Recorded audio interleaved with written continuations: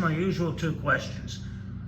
Going into the game, every head coach has no film on the opponent. What worries you more, not knowing what the other team's going to do or not knowing what your team's going to do in the opener?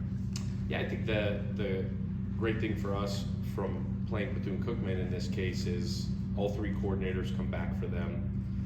Same head coach, so you're going off of schematically, it's going to look at least eerily similar to what you see. Defensively for them, they bring back a ton in the front seven. They've got some new guys in the back end, and so you would assume that structurally it'll look the same. You go back years on the coordinator, and the defense coordinator there is coordinator for a long time, and you look and see if there's a trend of change. That's what you're studying. So you're fortunate to be able to play the same structure of defense, at least you think. Offensively, returning coordinator had been a coordinator prior to, saying you would expect it to be structurally similar.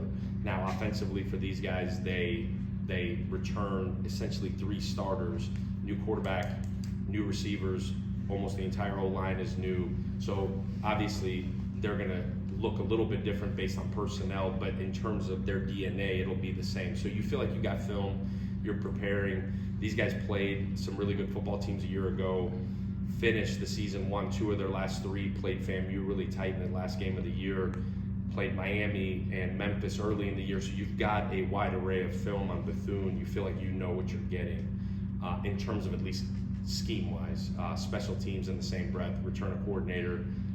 So you have something to go off of. For us, I think the excitement or question, I guess, comes in, and how are your own guys going to play? And just like any other game, you feel like if we play to our potential and play to the best of our ability, we'll have a chance to win every game. Coach, I don't know if you saw the Florida State-Georgia Tech game, but Florida State gets the ball, marches down the field, scores.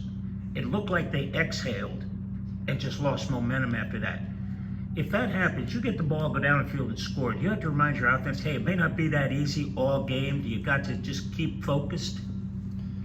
Yeah, I didn't watch that game. I shouldn't say that. I watched the fourth quarter of that game, which I thought was awesome. I was just as excited, I think, as everybody else that there was college football on TV. Our own issue a year ago was that we started fast offensively, virtually in every game, and then couldn't sustain. And so if you need a bigger challenge than that as an offense, man, watch last year's film, which we have and have harped on the ability to be consistent. That's the biggest challenge to us offensively right now, is not necessarily how you start, which is critically important, but the ability to sustain as you go. And we've talked a lot about situational football. It comes down to third down offense, comes down to tight zone offense, the ability to finish drives, and that is where the difference for us a year ago from being a top 20 offense and a top 5 offense was situational football. Thank you, Coach.